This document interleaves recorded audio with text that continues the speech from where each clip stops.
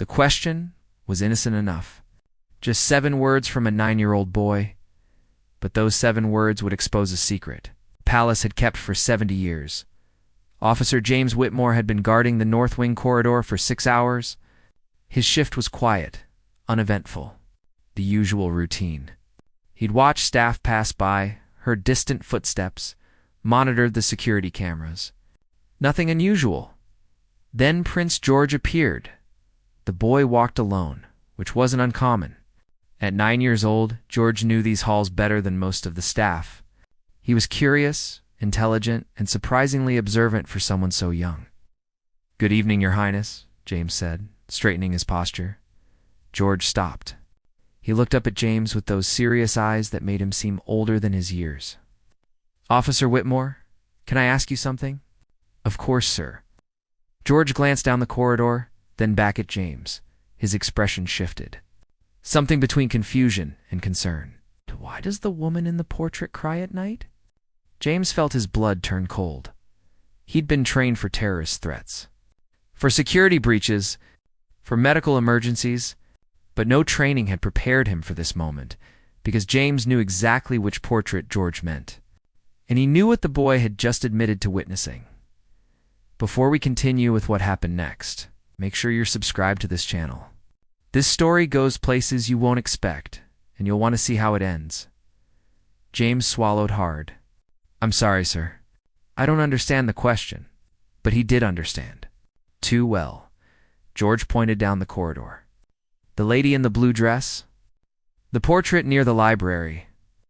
Last night I couldn't sleep, so I went to get a book. And when I walked past her painting, she was crying. Real tears. They were running down her face." James's radio crackled. He turned down the volume, buying time to think. "Portraits don't cry, Your Highness," he said carefully. "Perhaps it was a trick of the light." "That's what I thought too," George said. But then she looked at me. The corridor suddenly felt colder. "Looked at you?" George nodded. Her eyes moved. They followed me as I walked. And then she whispered something. James knelt down to George's eye level. His training said to dismiss this, to reassure the boy he'd imagined it, to escort him back to his quarters and forget this conversation ever happened. But James had been a palace guard for 14 years, and he knew things. Things they told you in the beginning, during the private briefings that didn't appear in any official manual. Things about the portrait in the North Wing. "What did she whisper?" James asked quietly. George leaned closer, as if afraid someone might overhear. "She said, 'Find the box.' Then she pointed toward the East Tower." James stood abruptly. This had gone too far. Whatever George had experienced, hallucination, dream, overactive imagination, it was touching on something that couldn't be touched. "Your Highness, I think we should get you back to, you know about her, don't you?" George interrupted. His voice was calm. "Certain, that's why you look scared." "I'm not scared," James lied. "Everyone gets that look when I mention the portraits," George continued. "Like they know something but won't say. My father does it. The staff does it. And now you're doing it too. Smart kid." Too smart. James glanced at the security camera above them. It was active, recording everything. This conversation was being documented, which meant others were likely watching. His radio crackled again. This time, a voice came through, low and urgent. "Whitmore, bring the prince to the security office. Now." It was Chief Inspector Margaret Hale, head of palace security for 23 years. And judging by her tone, she'd heard every word of George's question. "Copy that," James responded. He looked at George. "Your Highness, we need to take a short walk." "Am I in trouble?" "No, sir. But there are some people who need to speak with you." George studied him for a moment. Then he nodded. "It's about the portrait, isn't it? About what she said?" James didn't answer. He simply gestured down the corridor. They walked in silence. James's mind raced. Protocol for this situation was clear. Immediate containment, limited exposure, controlled narrative. George would be told he'd dreamed the encounter. Maybe shown that the portrait was just paint and canvas. Maybe given a mild sedative to help him sleep. The palace had done it before, but something felt different this time.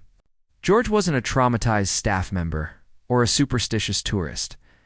He was a prince, future king, and he'd asked about the box.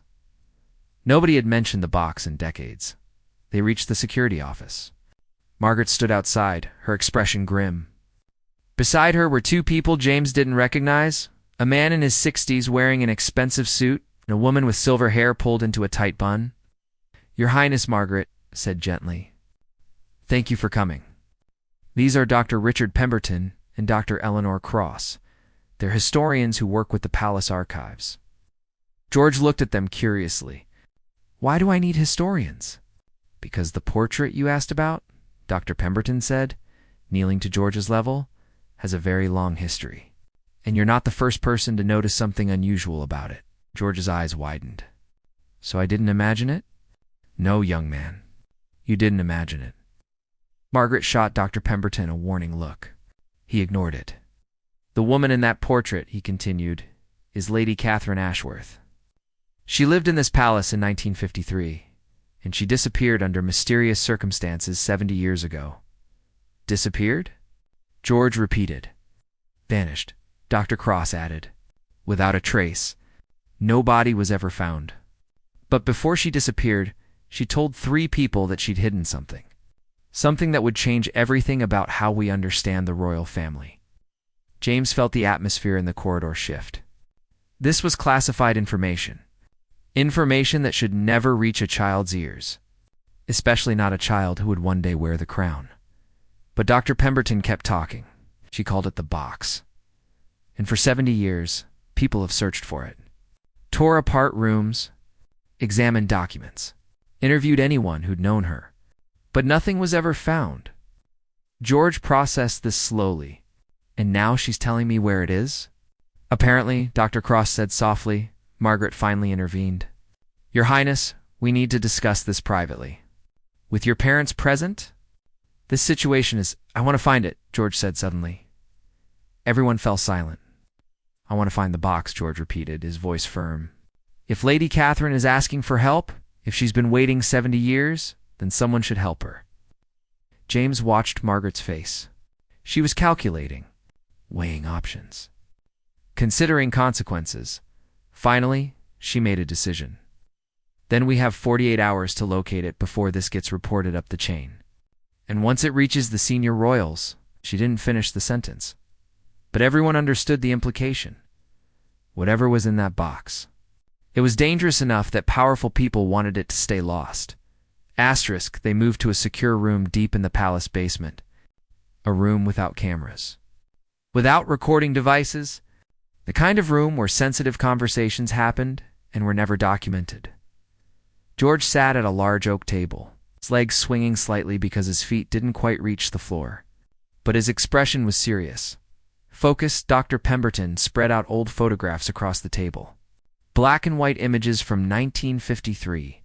This is Lady Catherine Ashworth," he said, pointing to a young woman with dark hair and an elegant smile.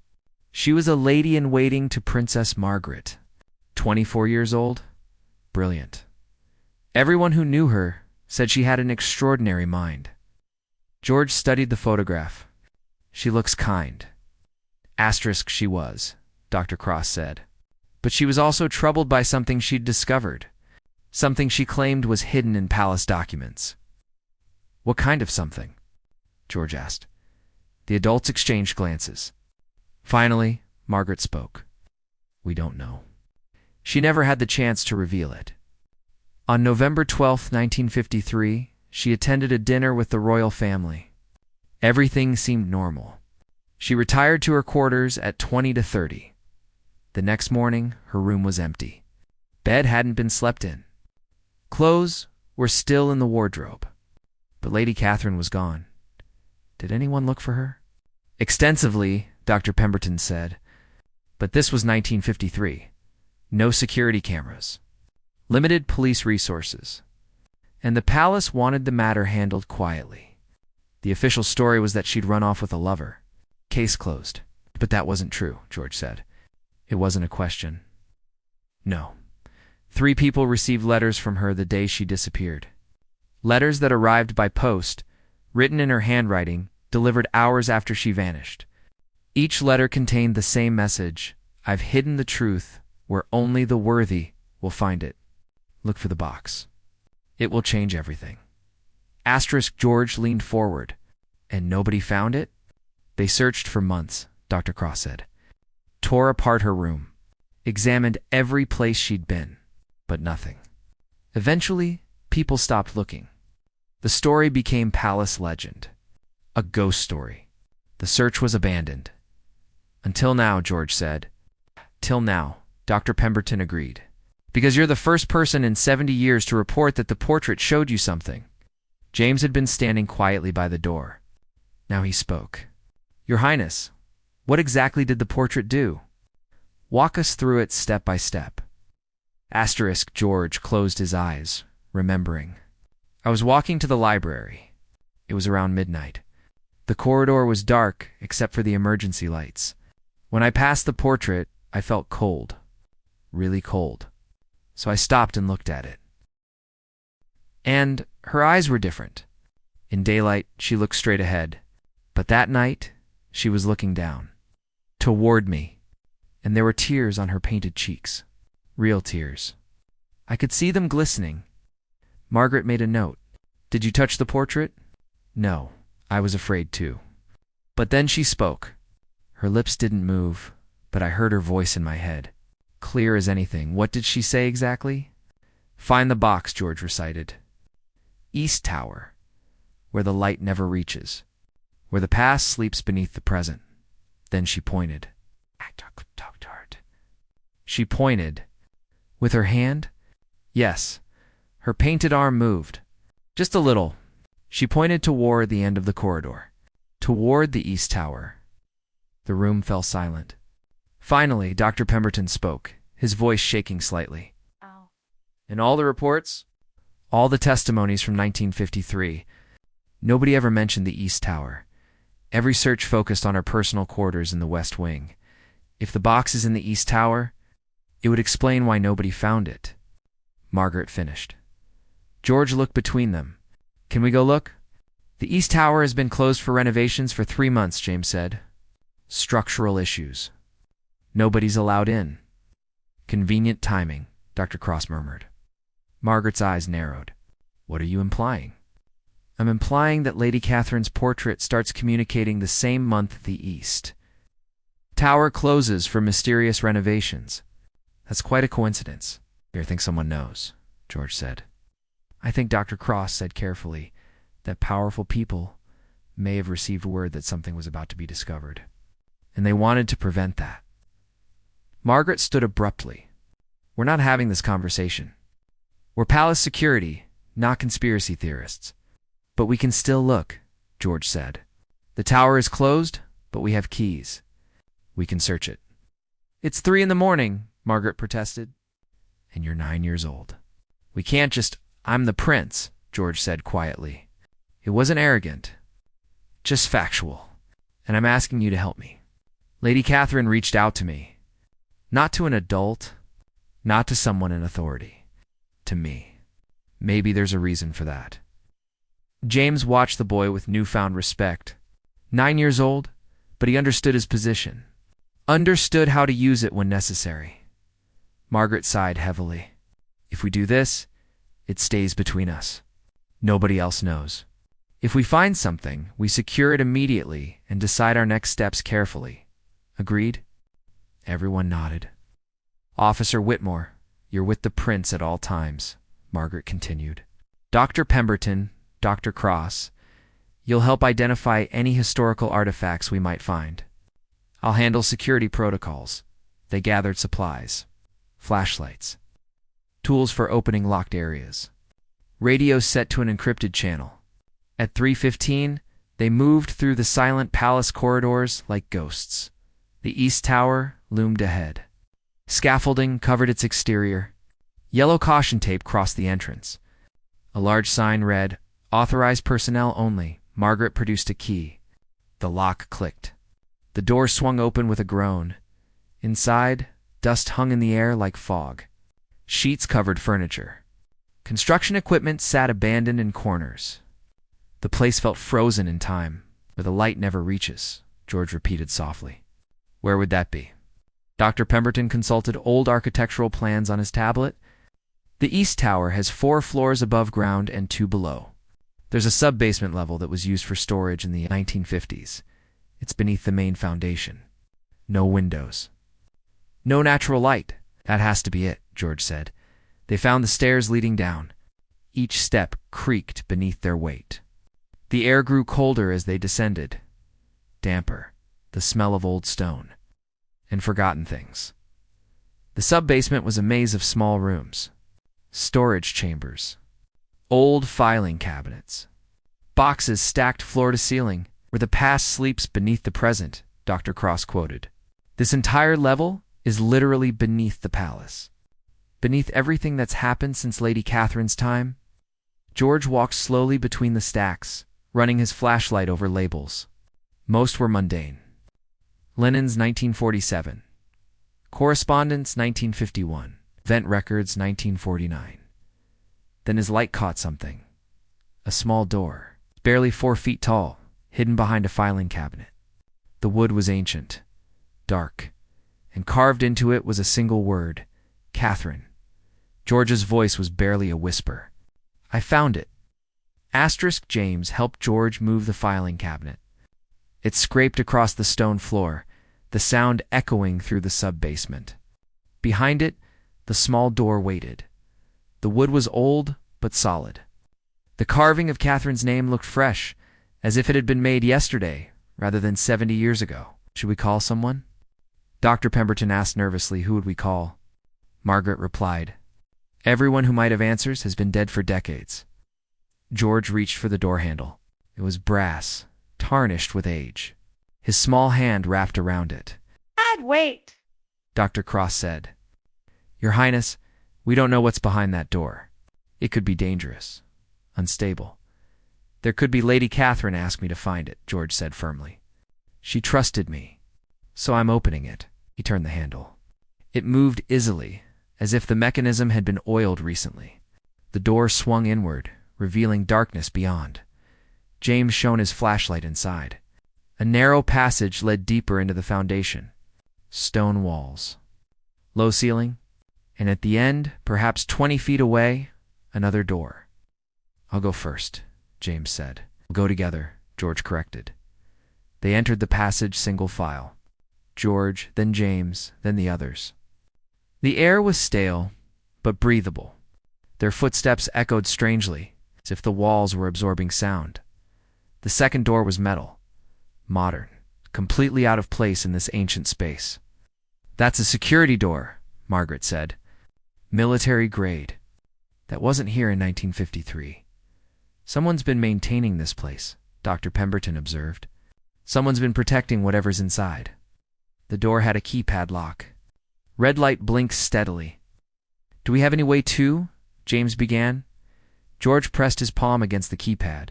Everyone shouted at once. Don't touch, but it was too late. The red light turned green. A soft click. The door unlocked. George looked back at them, surprised. It recognized me. That's biometric scanning, Margaret whispered. It read your handprint. But that means... She trailed off, the implications sinking in. Someone programmed it to open for a member of the royal family, Dr. Cross finished. Recently, this technology didn't exist in 1953.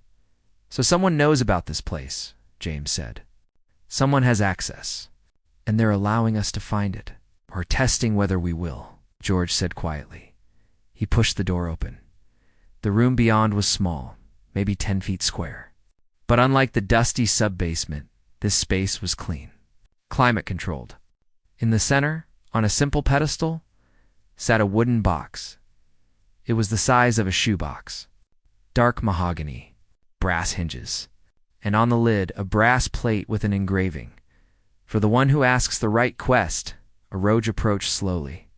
The others fanned out behind him, flashlights creating a circle of light around the box. Should we open it? George asked. We've come this far, Margaret said. But Your Highness, before you do, I need to tell you something.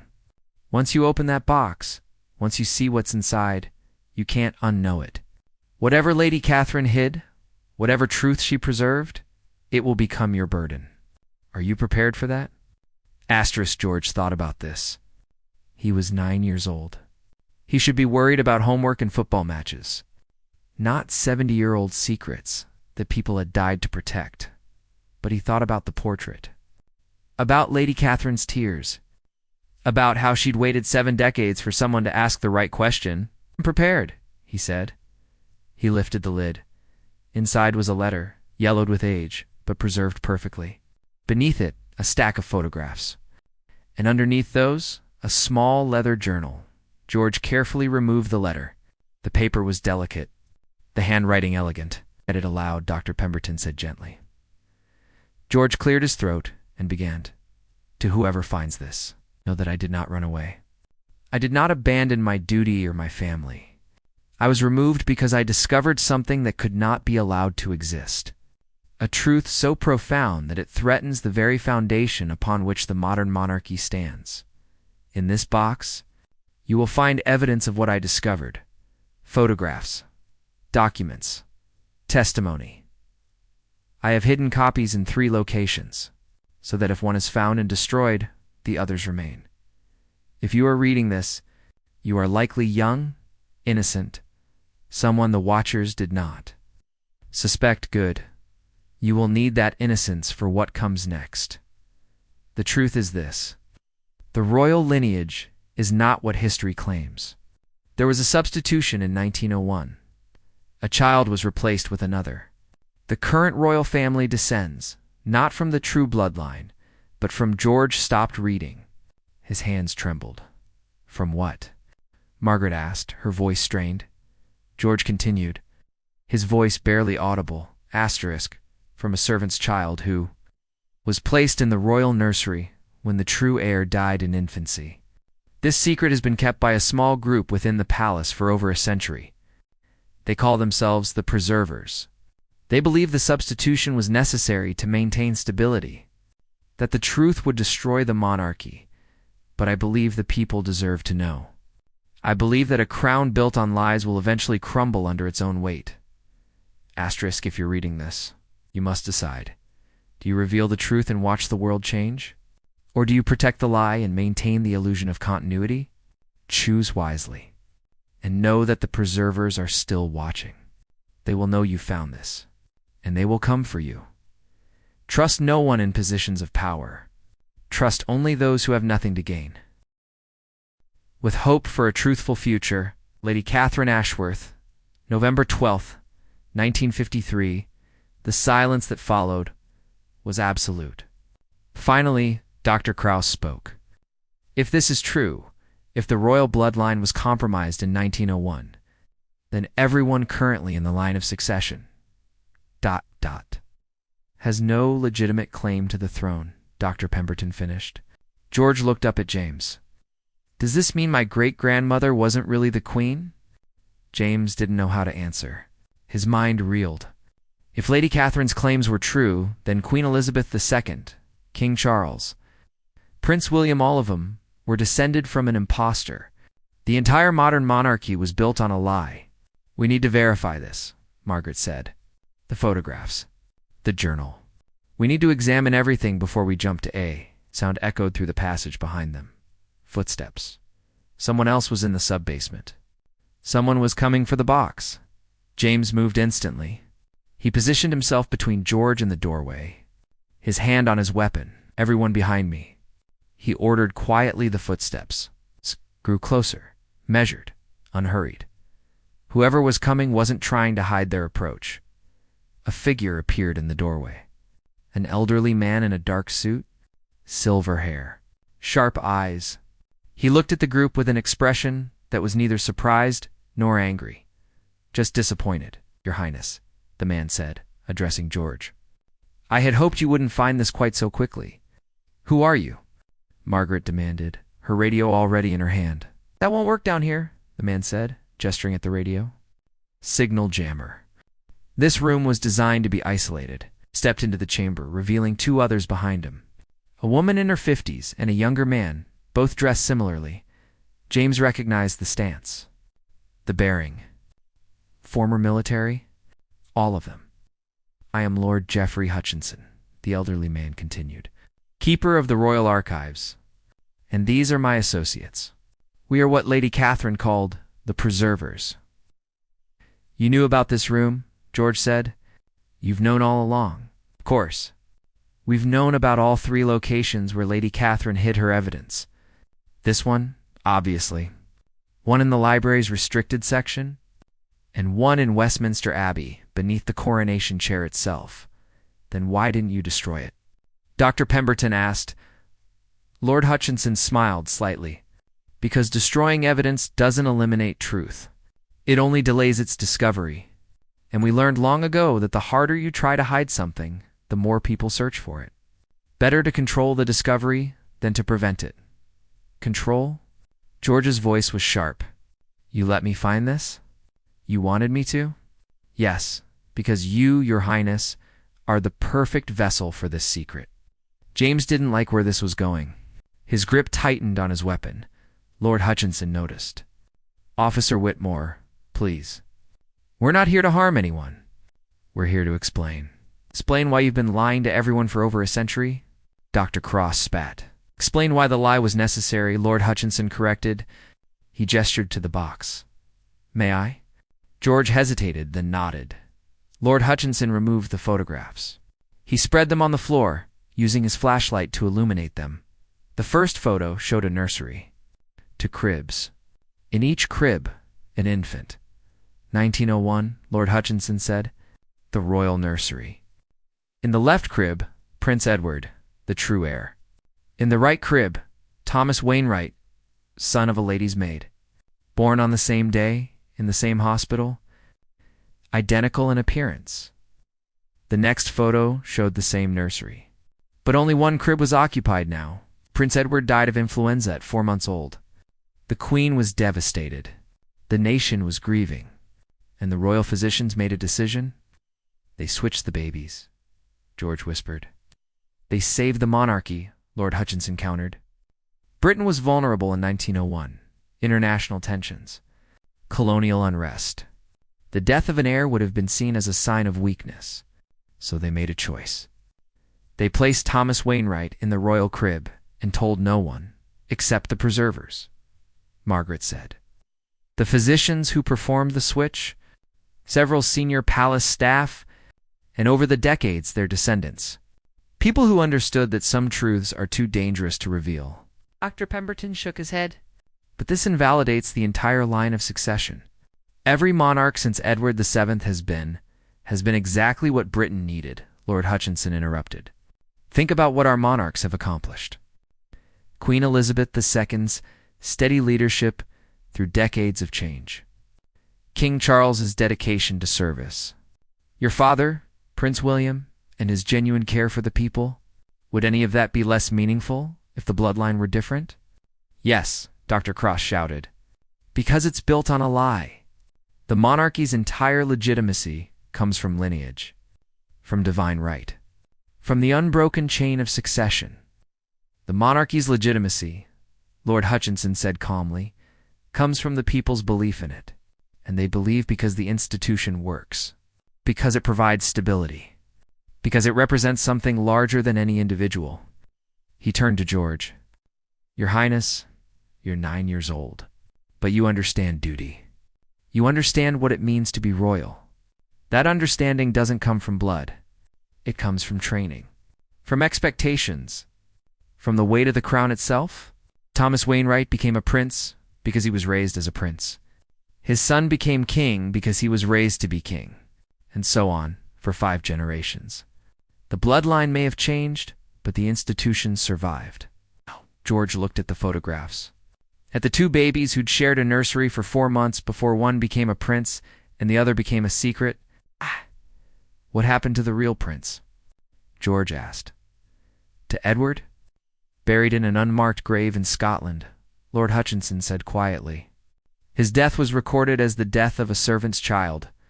Thomas Wainwright's mother was told her son had died. She was paid generously to never speak of it. She emigrated to America and lived out her life in silence. And Lady Catherine discovered this how? Margaret asked. She was researching the palace archives for a book about Queen Victoria. She found medical records that didn't match, birth certificates that contradicted official histories. She was brilliant, as I said.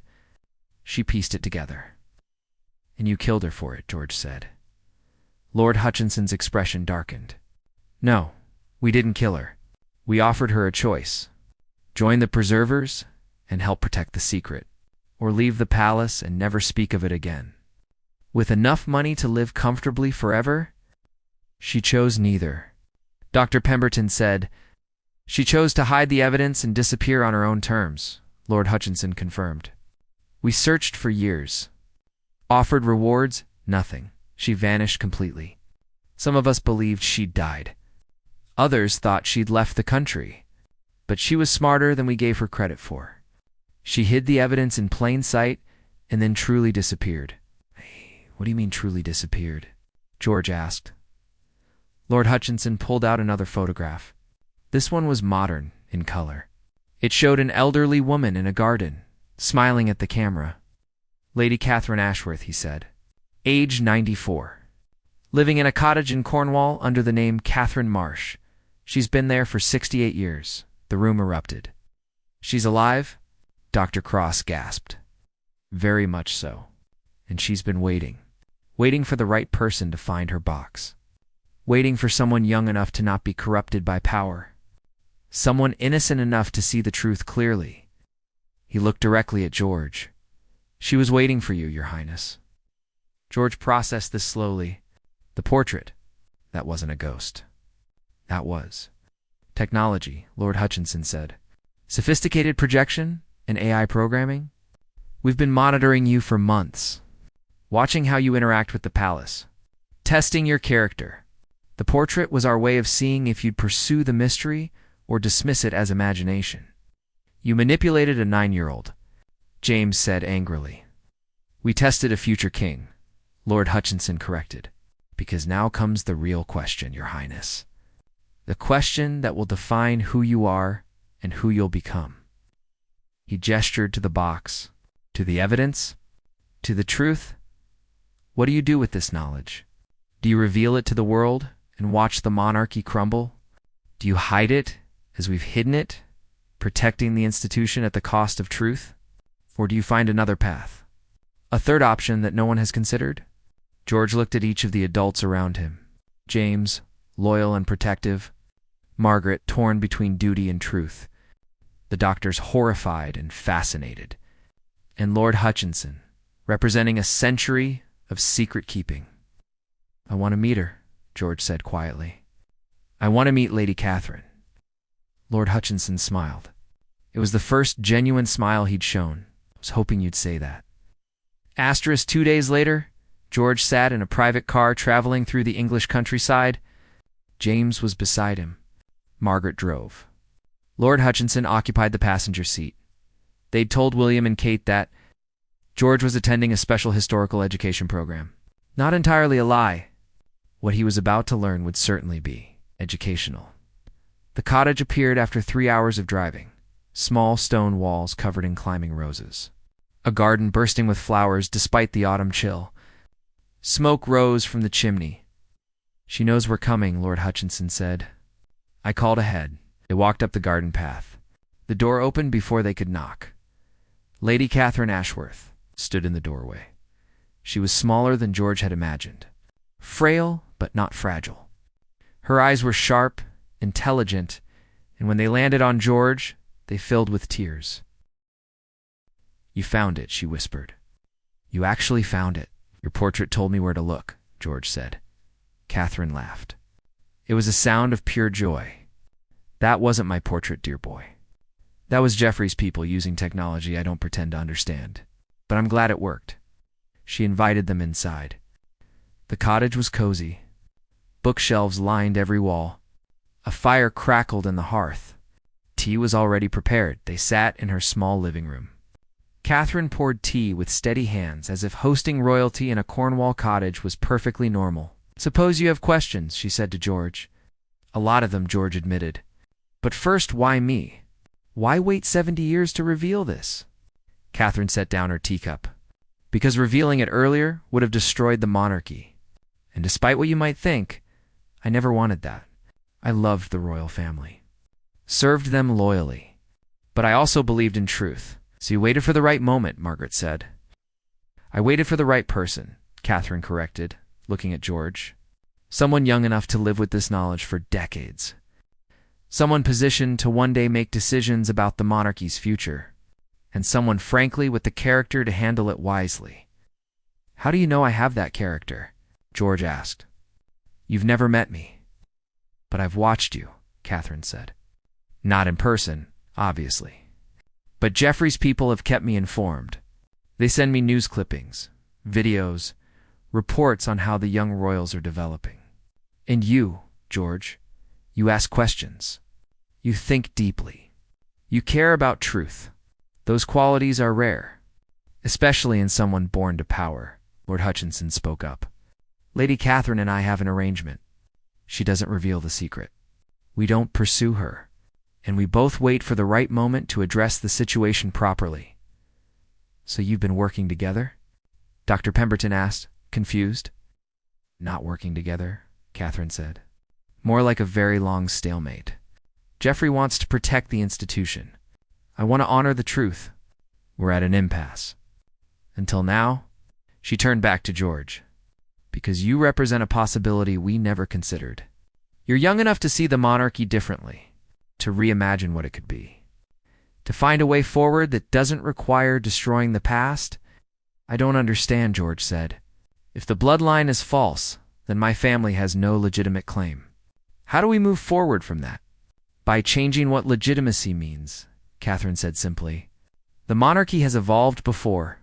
It survived civil wars, parliamentary reforms, abdications. It survived because it adapted. Perhaps it's time to adapt again? Into what? James asked. Catherine leaned forward. Into something honest. What if the royal family acknowledged its past? Not as a shameful secret, but as part of its history? What if they said, yes, our bloodline changed in 1901, but our dedication to service didn't. Our commitment to Britain didn't. We are who we are because of what we do, not because of whose blood runs in our veins. People would never accept that, Margaret protested. The entire point of monarchy is hereditary succession, divine right. Divine right is a medieval concept, Catherine countered. Modern monarchy is about duty, service, and symbolism.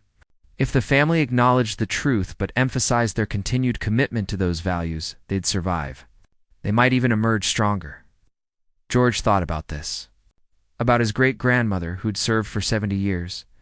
About his grandfather, who'd waited so long to become king. About his father, who took his duties so seriously it sometimes made him sad. But what about the people who care about bloodlines? George asked. The traditionalists. Some would reject it, Catherine admitted. Some would call for abolishing the monarchy. But others, I believe, would see the honesty as refreshing. Would appreciate a royal family that acknowledges its humanity rather than pretending to be something supernatural. Lord Hutchinson cleared his throat. There's another consideration. The evidence Lady Catherine gathered. It's compelling but not absolutely definitive. Medical records from 1901 weren't as rigorous as modern standards. The photographs could be questioned. Without living descendants of the original participants, DNA testing is impossible. In short, if the family denied the claims, reasonable doubt would exist. So we could bury it again, Margaret said. Tell George the truth, but maintain the public fiction. Hey, we could, Lord Hutchinson agreed. That's always been an option. Catherine shook her head. And in 20 years, when George becomes king, he'll carry this secret like a weight. He'll know his crown is built on lies. He'll have to lie to his own children. Is that what we want for him? The room fell silent. George stood and walked to the window. The cottage garden stretched before him, wild and beautiful. In the distance, the sea glittered. Can I ask you something? He said to Catherine without turning around. Anything, dear? Ah! Are you angry? After all these years of hiding, of being forced to disappear, Are you angry at the royal family? Catherine considered this. I was, for many years. But anger is exhausting, and I'm an old woman. Now I just want resolution. I want to know that my discovery meant something, that I didn't sacrifice my life for nothing. George turned to face her. It meant something. You kept the truth alive when others tried to bury it. You trusted that someday someone would care enough to find it. Tears rolled down Catherine's wrinkled cheeks. Thank you for saying that. George looked at Lord Hutchinson. You said there are 3 locations where the evidence is hidden. This box, the library, and Westminster Abbey. Correct. Have you secured the other 2? We have people monitoring them, but no one's attempted to access them yet. Only this location was compromised. Right. Because I compromised it, George said. Yes, George took a deep breath. Then here's what I think we should do. We secure all 3 locations. We keep the evidence safe. And we don't tell anyone else. Not yet. Catherine's face fell. You're choosing to hide it? I'm choosing to wait, George corrected. I'm 9 years old. I can't make decisions about the monarchy's future right now, but one day I might be able to. And when that day comes, I want to have all the information, all the evidence, all the perspectives, so I can make a decision that's truly informed. How long? Catherine asked. However long it takes, George said. Maybe when I'm king, maybe before. But I promise you, Lady Catherine, your secret won't die with me. It will be addressed properly, with the respect it deserves. Lord Hutchinson studied the boy. That's a mature decision, Your Highness. It's the only decision that makes sense, George replied. Revealing it now would hurt people. Hiding it forever would corrupt me. So we wait, we prepare, and when the time is right, we act. Catherine stood slowly. She crossed to George and placed a gentle hand on his cheek. You're going to be a good king, she said softly. A better one than I dared hope for. They stayed another hour. Catherine shared stories from her time at the palace. Happy memories from before she'd made her discovery. She made George promise to visit again, and he promised he would. As they prepared to leave, Catherine called George back. One more thing, she said. She pressed something into his hand. A keyode. Brass. This opens a safe deposit box in London. Bank of England, under the name Catherine Marsh. Inside is a letter. My final letter. Open it only when you're ready to make your decision about the truth. It will tell you everything you need to know about how to proceed. George closed his hand around the key. I'll keep it safe. I know you will. The drive back to the palace was quiet. George watched the countryside pass by, thinking about secrets and truths and the weight of crowns not yet worn. James finally spoke. Your Highness, what you did back there. That was remarkable. I just tried to be fair, George said. To everyone, James agreed. To Lady Catherine, to the preservers, to your family. That's a gift. George didn't respond. He was thinking about his father, about whether he should tell William, about what carrying this secret alone would feel like. He decided he wouldn't be alone. He had James, Margaret, and somehow he had Lord Hutchinson and Lady Catherine too. An unlikely group brought together by a question that should never have been asked, but had needed to be. Asterisk 3 weeks passed. Life at the palace returned to normal, or at least the appearance of normal. George attended his lessons, played with his siblings, appeared at official events with the appropriate smile and wave. To the outside world, he was just a 9-year-old prince living a fairy tale life. But James noticed the changes. The way George would pause before portraits now, studying them differently. The way he'd ask questions about palace history with a new intensity. The way he'd grown quieter, more thoughtful. The weight of knowledge had begun its work. One evening, James found George in the library. The boy sat alone in a reading chair, too large for him, a book unopened in his lap. Mind if I join you, Your Highness? James asked. George gestured to the adjacent chair. Call me George. When we're alone? Sat. What's on your mind? I'm thinking about lies, George said. How sometimes lies protect people, but they also trap them. Are you having second thoughts? About keeping the secret? George shook his head. No, I made the right choice. But I'm wondering about other secrets. How many are there? How many things has my family hidden over the centuries? And if we built our entire history on careful deceptions, what does that make us? Human, James said simply. Flawed, complicated, like everyone else. But we're supposed to be better than everyone else, George countered. That's the whole point. We're supposed to represent something pure, something noble. You represent service, James said. Duty, continuity. Those things don't require perfection. They require showing up day after day and doing the work. Your great-grandmother wasn't beloved because she was perfect. She was beloved because she was steady, reliable, present. George considered this. Lady Catherine said the monarchy needs to evolve, to become honest. Do you think that's possible? I think, James said carefully, that you're proof it's possible. You learned a truth that could destroy your family's legacy. And instead of burying it or revealing it recklessly, you chose wisdom. You chose to wait until you could handle the consequences properly. That's evolution. Or cowardice, George said quietly. No, cowardice would be pretending you never learned the truth, or dumping the burden on your father because you didn't want to carry it. You're doing neither. You're accepting responsibility for something that happened long before you were born. That's courage. George finally looked at James. Do you ever regret it? Finding me that night? Opening this whole situation? James thought about the question, about the sleepless nights he'd had since discovering Lady Catherine's box, about the knowledge that he now carried that could never be forgotten. No, he said honestly, because watching you handle this has reminded me why I became a palace guard, to protect. Not just your physical safety, but your integrity. Your ability to grow into the person you're meant to be. And you're becoming someone remarkable, George. George's eyes welled with tears. What if I'm not? What if I grow up and make the wrong decision? What if I hurt people? Then you'll learn and do better, James said. That's all anyone can do. A knock interrupted them. Margaret entered, her expression serious. Officer Whitmore, Your Highness. We have a situation. They followed her to the security office. Lord Hutchinson was there. Along with Dr. Pemberton, a laptop screen showed a news website. The headline read, Historian claims royal bloodline questioned. Controversy erupts. George's stomach dropped. Someone leaked it? No, Lord Hutchinson said.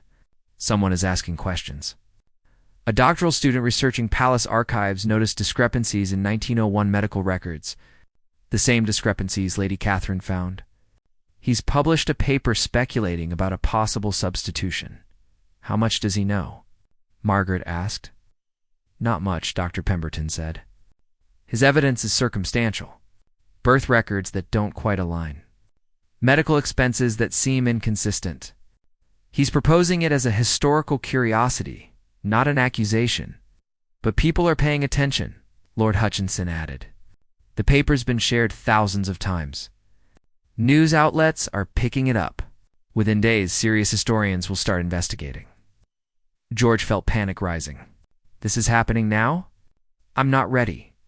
I haven't breathed, James said, placing a hand on the boy's shoulder. This isn't your fault, and it doesn't require your immediate action. But it does require a response, Lord Hutchinson said, from someone. The palace can issue a denial. We can produce documents that contradict the claims. But every denial invites more scrutiny. What about Lady Catherine? George asked. Is she safe? She's aware of the situation, Lord Hutchinson confirmed, and she's prepared. If anyone finds her, she'll claim she has no special knowledge. She's just an old woman who worked at the palace decades ago. George walked to the window. Outside, Palace's life continued. Tourists taking photos, guards changing shifts, the world spinning on, unaware of the crisis brewing. What would happen, George asked slowly, if we got ahead of this? If instead of denying or defending, we just acknowledged uncertainty? Everyone stared at him. What do you mean? Margaret asked, as George turned to face them. The historian raised questions about historical records. What if the palace responded by saying, "These are interesting observations"? Historical records from that era were sometimes incomplete. We welcome academic inquiry into our history. No denial, no confirmation, just openness to investigation. Lord Hutchinson frowned. That's a dangerous path. Once you invite investigation, they can't find proof, George interrupted. You said so yourself. The evidence is circumstantial. Without DNA from the original participants, nothing can be definitively proven. So why not appear transparent? Let historians look. Let them speculate. The mystery becomes part of our story, not a threat to it. Dr. Pemberton's eyes widened. That's actually brilliant. By appearing open, you remove the narrative of cover-up. The speculation becomes academic rather than scandalous. And if someone does find convincing evidence, Margaret challenged, and we deal with it then, George said. As Catherine suggested, we acknowledge the past, emphasize our commitment to service, and move forward. But we don't act from a place of fear. We act from a place of confidence. James felt pride surge through him. This 9-year-old boy was thinking like a leader.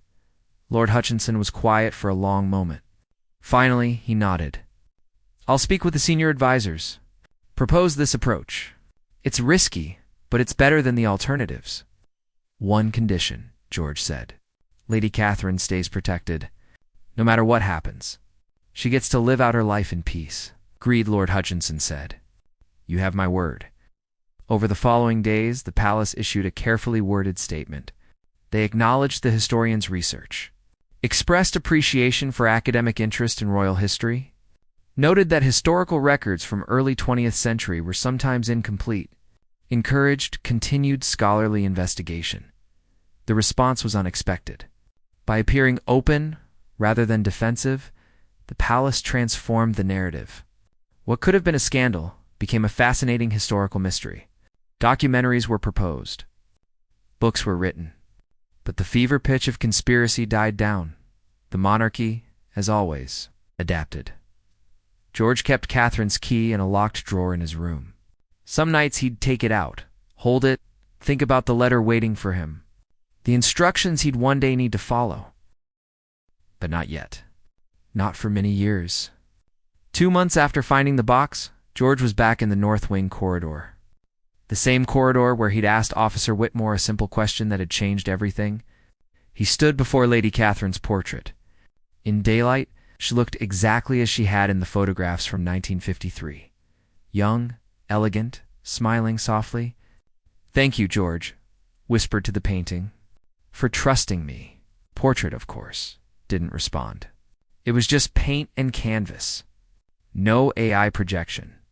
No supernatural phenomenon. Just a memorial to a woman who'd made difficult choices and lived with their consequences. James approached from down the corridor. Talking to paintings now? George smiled. Just paying respects. They walked together toward the East Garden.